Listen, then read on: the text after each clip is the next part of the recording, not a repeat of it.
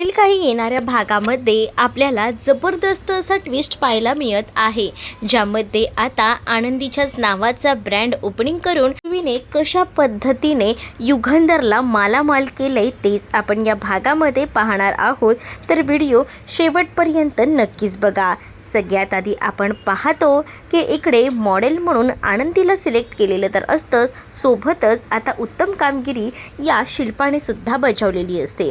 पण त्याच वेळेला काही मीडियावाले सुद्धा तिथेच असतात। मग आता त्याला ब्रँडचं नाव ठेवायचं असतं पृथ्वीला, आणि पृथ्वीने डिसाईड केलेलं असतं की आनंदीचंच नाव ठेवायचं, कारण याआधी त्याने बऱ्याचदा प्रयत्न केला होता युगंधरसोबत जुळवून घ्यायचं, पण तसे प्रयत्न कधीच सफल झाले नव्हते। पण आज तो फक्त सक्सेस होऊ शकला होता ते फक्त आनंदीमुळे। आनंदीने समजावलं होतं युगंधरला सुद्धा आणि त्याचसोबत पृथ्वीलाही, आणि त्यामुळेच हा योगायोग जुळून आलेला होता। आणि त्याला वाटत होतं की ह्या सगळ्याचं जे क्रेडिट आहे ते काही झालं तरी आनंदीला द्यायला हवं, आणि म्हणूनच मग तो आनंदीला क्रेडिट देत आनंदीच्याच नावाचं आनंदी क्रिएशन याचं ओपनिंग करतो।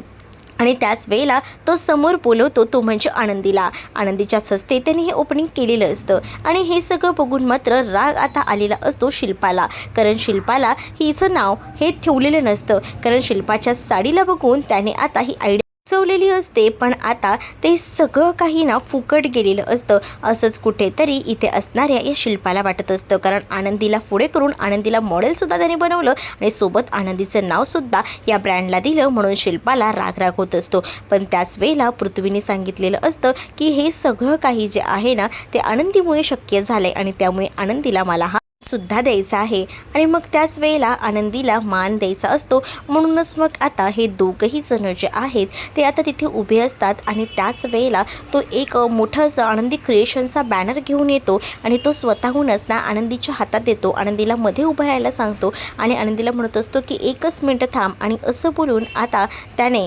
तिच्याच हस्ते त्याचं उद्घाटन केलेलं असतं। आणि त्याच वेळेला त्याने त्या शिल्पाला बाजूला राहायला सांगितलेलं असतं, म्हणजे थोडंसं का होईना बाजूला उभी राहा असं म्हटलेलं असतं। आणि ह्या सगळ्याचा ना खूपच जास्त राग जो काही आहे तो इथे असणाऱ्या शिल्पाला येतो। पण त्याच वेळेला तिथे आता मीडियावाले सुद्धा असतात, आणि मीडियावाल्यामध्ये हे सगळं काही लाईव्ह दाखवलं जातं, म्हणजेच हे काही जे साड्यांचं ओपनिंग आहे आणि रेडी टू वेअर साड्या आहेत याचं ओपनिंग वगैरे सगळं काही लाईव्ह दाखवलं जात असतं मीडिया थ्रू। आणि त्यामुळेच ना लगेचच इथे असणाऱ्या युगंधरला फोन सुरू होतात, आणि युगंधरला खूप मोठ्या अशा ऑर्डर्स यायला सुरुवात होतात। युगंधरला जशा मोठमोठ्या ऑर्डर्स यायला सुरुवात होतात ना त्याचं एकमेव क्रेडिट असतं ते म्हणजे आनंदी। आनंदीची स्टाईल आनंदी मॉडेल म्हणून सिलेक्ट केलेली होती, आणि त्याबरोबर आनंदीवर शोभणारी ती साडी, या सगळ्या गोष्टीमुळे आता युगंधरचा बिझनेस जो आहे तो ग्रोथ झालेला असतो। आणि युगंधरला सगळीजणं आता विचारत सुद्धा असतात, युगंधरला मोठी ऑर्डरसुद्धा येते,